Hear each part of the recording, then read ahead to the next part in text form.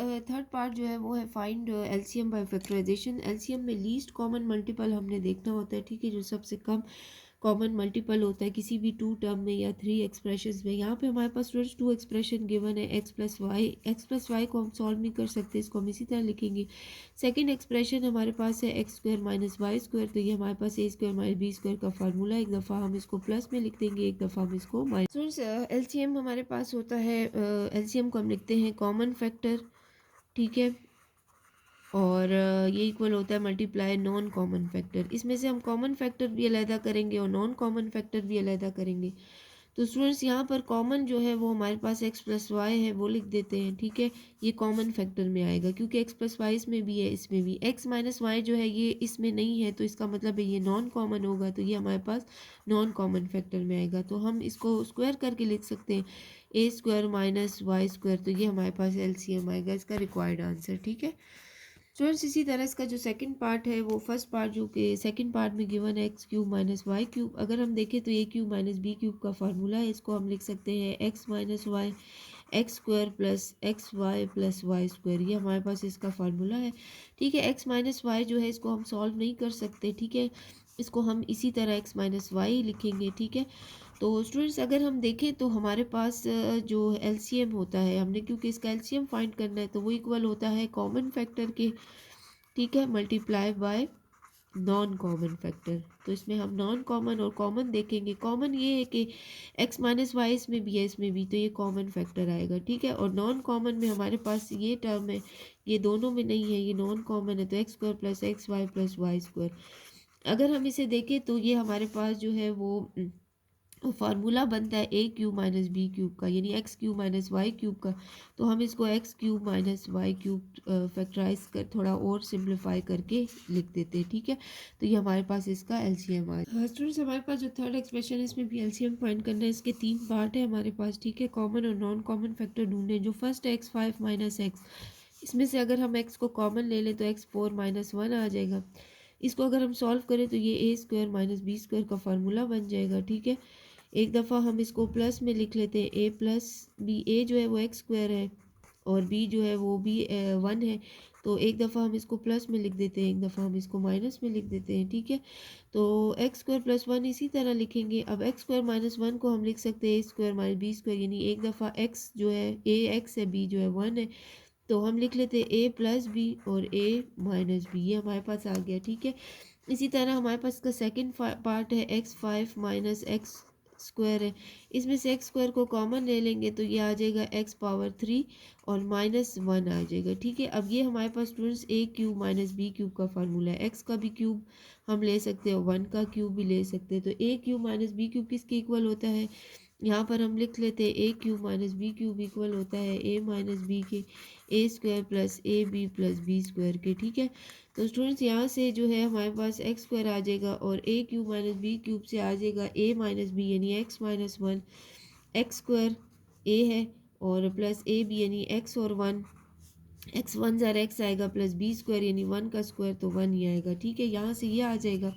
अब इसका जो थर्ड पार्ट है x five minus x power three, x five minus x power three, इसमें से एक्स क्यूब को कॉमन ले लेते हैं तो स्टूडेंट यहाँ से एक्स पावर टू आ जाएगा क्योंकि फाइव हमें बनाना है, यहाँ से वन आ जाएगा, ठीक है। तो यह हमारे पास अगेन एक्स क्यूब कॉमन इसी तरह लिखेंगे ए स्क्वायर माइनस बी स्क्वायर का, इससे भी हम स्क्वायर बना लेंगे वन का स्क्वायर, ठीक है। तो ये हमारे पास a square minus b square का फार्मूला है, एक दफ़ा हम इसको प्लस में लिख देंगे और एक दफ़ा हम इसको माइनस वन में लिख देंगे, ठीक है।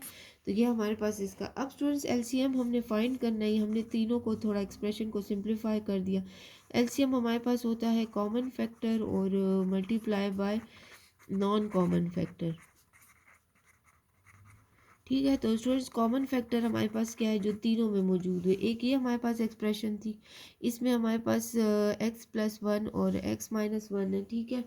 और हमारे पास स्टूडेंट्स एक्स स्क्वायर जो है इसको अगर हम इस तरह लिखें एक्स इंटू एक्स तो लिख सकते हैं, ठीक है, एक्स स्क्वायर प्लस वन आएगा। और ये एक्स क्यूब जो है इसको अगर हम इसे लिखें एक्स इंटू एक्स, ठीक है, इससे भी वही आएगा लेकिन सिर्फ हमने उसको थोड़ा एक्सपेंड। कॉमन फैक्टर में एक्स इसमें भी मौजूद है, ठीक है, और एक्स इसमें भी मौजूद है और एक्स में, तो एक कॉमन फैक्टर में एक्स आ जाएगा, ठीक है। अब एक्स स्क्वायर प्लस वन है एक्स स्क्वायर प्लस वन इसमें नहीं है, इसमें नहीं है, इसको रहने देंगे। एक्स प्लस वन इसमें भी मौजूद है, इसमें नहीं है, ठीक है, और इसमें भी नहीं। एक्स माइनस वन इसमें भी है, इसमें भी है, इसमें तो एक्स माइनस वन एक कॉमन फैक्टर हो जाएगा हमारे पास, ठीक है। अब कॉमन फैक्टर में हमारे पास ये हमारे पास कॉमन फैक्टर है। अब नॉन कॉमन फैक्टर में हमारे पास क्या होगा कि ये हम एक्स माइनस वन भी हो गया, इसमें भी और इसमें भी हो गया, ठीक है। अब स्टूडेंट्स अगर हम देखें तो हमारे पास अब हम कंपेयर करते हैं, ठीक है, इन दोनों टर्म्स को। तो उसमें से देखते हैं कि हमारे पास नॉन कॉमन फैक्टर कौन से। एक हमारे पास नॉन कॉमन फैक्टर ये है जो एक्स स्क्वायर प्लस वन है, इसको हमने लिख दिया x square plus plus one, ये हमारे पास नॉन कॉमन फैक्टर में आता है, ठीक है। इसके अलावा जो है अब वो हमारे पास जो है एक्सप्रेशन, अगर हम इन दोनों को कंपेयर करें तो इनमें से एक एक्स कॉमन है और इसमें भी एक्स कॉमन है, तो एक एक्स इनमें से भी कॉमन करके लिख लेते हैं, ठीक है। और स्टूडेंट्स एक हमारे पास जो है वो एक्स प्लस वन है, वो भी हम लिख लेते हैं, ठीक है, इस तरीके से। स्टूडेंट्स अगर हम इसमें देखें तो हमारे पास इन दोनों टर्म में से एक्स कॉमन है, एक्स इसमें भी मौजूद है, एक एक्स लिख दिया, ठीक है। अब एक टाइम एक्स इसमें भी है, अब एक एक्स जो है वो हमारे पास नॉन कॉमन है, वो हमने लिख दिया, ठीक है। अब students x square plus one इसमें मौजूद है, इसमें मौजूद नहीं है, इसमें भी मौजूद नहीं है, तो एक्स स्क्वायर प्लस वन जो है वो हमारे पास नॉन कॉमन फैक्टर में आता है। अब इन तीनों को हम लिख लेते हैं थोड़ा, ये एक एक्स तो एक्स क्यूब हो जाएगा, एक्स माइनस वन एक हो गया टर्म, एक एक्स प्लस वन टर्म हो गई, एक हमारे पास एक्स स्क्वायर प्लस वन हो गया और x square plus x plus one, यानी कॉमन नॉन कॉमन को थोड़ा हम अरेंज करके लिख देते हैं, तो ये हमारे पास इसका रिक्वायर्ड आंसर आ जाएगा, ठीक है। अब स्टूडेंट्स हमारे पास जो है वो थ्री एक्सप्रेशन गिवन है, तो इसमें हम सॉल्व इस तरह करेंगे कि टू को टू टाइम हम थ्री टाइम लिख देंगे, थ्री भी हमारे पास टू टाइम है, इसको लिख देंगे।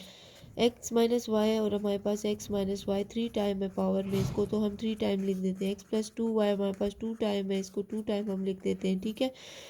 इसी तरह अब हमारे पास टू क्यूब है, तो टू क्यूब स्टूडेंट्स हमारे पास जो है वो टू थ्री टाइम है, इसको हम थ्री टाइम मल्टीप्लाई करते हैं, थ्री को भी टू टाइम मल्टीप्लाई करते हैं। एक्स माइनस वाई हमारे पास एक्स माइनस वाई है, एक्स प्लस टू वाई हमारे पास थ्री टाइम है, इसको हम लिख लेते हैं x plus two y, x plus two y, ठीक है। अब स्टूडेंट्स यहाँ पर हमारे पास है जो लास्ट एक्सप्रेशन है थ्री टू टाइम है, लिख लेते हैं। एक्स माइनस वाई हमारे पास है टू टाइम, ये हम लिख लेंगे, और एक्स प्लस टू वाई हमारे पास वन टाइम है। स्टूडेंट लीस्ट कॉमन जो होता है वो हमारे पास क्या होता है, कॉमन फैक्टर हम उसमें देखते हैं, और हम देखते हैं उसमें नॉन कॉमन फैक्टर, ठीक है। ये दोनों फैक्टर हम इसमें देखते हैं। स्टूडेंट्स अगर हम देखें तो हमारे पास टू है, टू इसमें नहीं है, फिलहाल टू को रहने देते हैं। थ्री देखते हैं, इसमें भी है, थ्री इसमें भी मौजूद है और थ्री इसमें भी मौजूद है, तो थ्री हमारे पास कॉमन फैक्टर है, ठीक है। अगेन एक थ्री हमारे पास इसमें भी है, इसमें भी, तो थ्री जो है ये हमारे पास कॉमन फैक्टर आ जाएगा, ठीक है। अब एक्स माइनस वाई है, तो एक्स माइनस वाई स्टूडेंट्स इसमें भी है, इसमें भी मौजूद है, इसमें भी एक्स माइनस वाई हमारे पास कॉमन फैक्टर आ जाएगा, ठीक है। अब x माइनस वाई अगेन है हमारे पास सेकंड टाइम, ये भी x माइनस वाई है, ये भी x माइनस वाई और इसमें भी है, तो x माइनस वाई अगेन हम लिख देते हैं हमारे पास है, ठीक है। अब students x plus two y देखते हैं, x प्लस टू वाई इसमें भी है, इसमें भी, इसमें, तो x प्लस टू वाई जो है ये भी कॉमन है, ये भी कॉमन है, ठीक है। तो x प्लस टू वाई तीनों में मौजूद है, ये हमारे पास कॉमन फैक्टर। अब नॉन कॉमन में अगर हम देखें स्टूडेंट्स, अगर हम थर्ड को देखें तो ये आल कंप्लीट हो गया, ठीक है, इसमें सारे फैक्टर कॉमन में चले गए हैं। अब हम इन दोनों को कंपेयर करते हैं, तो इसमें हमारे पास टू इसमें भी है, इसमें भी है, तो टू कॉमन हो गया, ठीक है। टू अब हमारे पास इसमें भी मौजूद है, इसमें भी, तो एक और टू कॉमन हो गया, ठीक है हमारे पास। और टू अगेन इसमें भी है, इसमें भी टू अगेन कॉमन हो गया, ठीक है। अब इन दोनों को कंपेयर करते हैं तो यहाँ पर एक्स प्लस टू वाई इसमें भी है, इसमें भी है, ठीक है, तो एक्स प्लस टू वाई हो गया हमारे पास कॉमन एक फैक्टर, ठीक है। और अब बाकी देखते हैं तो एक एक्स प्लस टू वाई हमारे पास नॉन कॉमन में आ गया, ठीक है। तो अब हम क्या करेंगे, इसको अरेंज करके लिख लेते हैं एलसीएम में, जितने कॉमन और नॉन कॉमन है। थ्री हमारे पास टू टाइम है, थ्री स्क्वायर हो जाएगा, टू हमारे पास थ्री टाइम है, three cube, x minus y हमारे पास एक्स माइनस वाई क्यूब हो गया, ठीक है, कॉमन में भी। तो ये हमारे पास जो है three square two cube x minus y cube x plus two y cube जो है ये हमारे पास इसका रिक्वायर्ड आंसर आ गया।